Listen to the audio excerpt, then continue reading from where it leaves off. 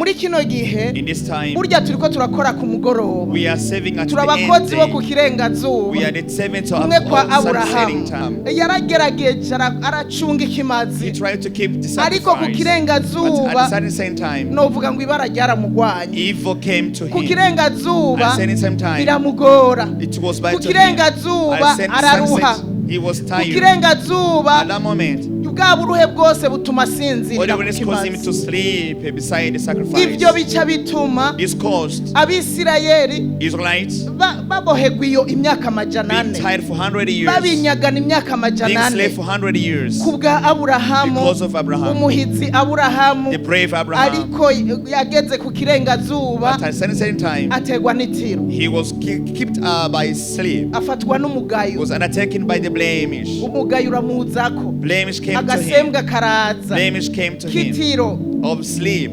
Yesu ashimwe Praise Jesus. burya Actually, y'ukuri kuva mu gatondo from the morning, erega Aburahamu yari yarushe even Abraham was tired. wome ngo Actually, byari it's bisiguritse like it was understandable for him, ariko but ntibyahavuye bironka insiguro it couldn't get an wahindutse explain. umugayo kuri Aburahamu Became blemish to Abraham biteza ikibazo n'ubwoko and bw'Imana it caused bwose trouble to the people of God altogether. Imana idufashe abakozi May b'Imana God help us, servants of bo God, ku kirengazuba of sun-setting Imana time. idufashe twirinde umugayo May God protect from any numva kind ariyo of mpanuro blemish. nasomye y'amajambo That I read these words, numva nongeye gutinya try cyane to fear again, numva nongeye gusaba Imana yo mu and I ijuru praise once again our God. udufashe to help us. twebwe bakozi We b'Imana servants of bo ku God, kirengazuba of the sun-setting time, uturinde umugayo to pray from any blemish. gutemberana umugayo biragahera Working blemish must be put to an end. gutemberana umugayo Working blemish, nagasembwa it is a very, very gatuma blemish, n'ibindi vyari which vyiza causes all other things will biba good, bibi become being bad. murabizi amata ni meza You know milk is ariko iyo white. aguyemwo When there is isazi a fly inside,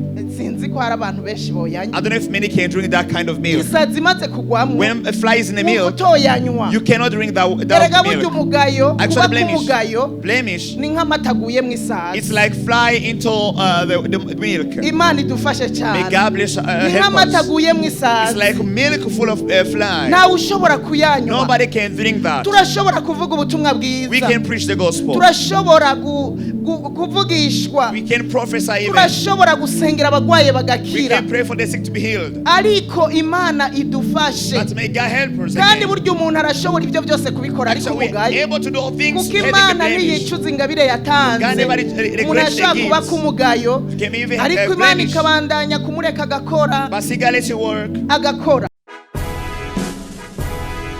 Sanze maniri mu ruhande rwacu, wotsuba